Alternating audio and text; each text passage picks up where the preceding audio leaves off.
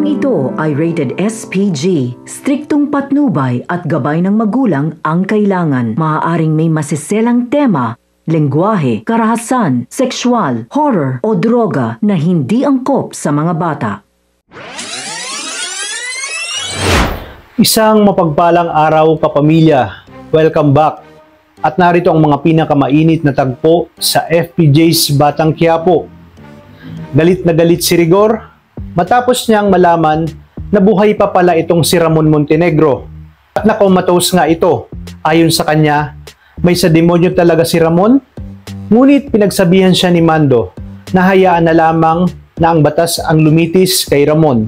Hindi pa daw ito masaya na nakomatos na si Ramon at wala nang kasiguruhan kung kailan pa itong magkakamalay. Ang dating matatag at kinatatakutang lider ng mga Montenegro ay ngayon nakahandusay na at wala nang kalaban-laban na nasa bingit ng kamatayan.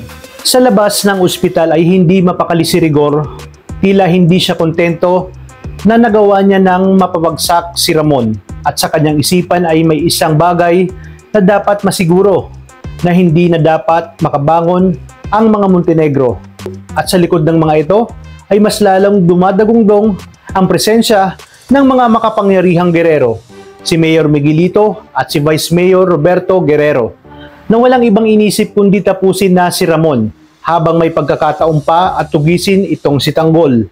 Agad na inutusan ni Roberto si Rigor na wag umano nitong hahayaan na makaligtas si Ramon dahil habang humihinga pa ito ay may banta pa rin sa kanila at siguraduhin umano nito na hindi nababangon itong si Ramon. Tumango naman si Rigor at sinabi niya sa kanyang sarili na kung sakaling magising pa si Ramon, siguraduhin niyang sa ospital mismong ito ay matatapos ang buhay niya.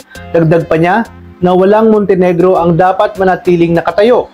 Kaya naman mag-iisip siya ng paraan kung paano malulusutan ang mga pulis at ang mga media na nagbabantay sa labas ng ospital. Patuloy niyang pinagmamasdan si Ramon at naghahanap ng pagkakataon na makapasok para tuluyang wakasan ang buhay ng isang Ramon Montenegro.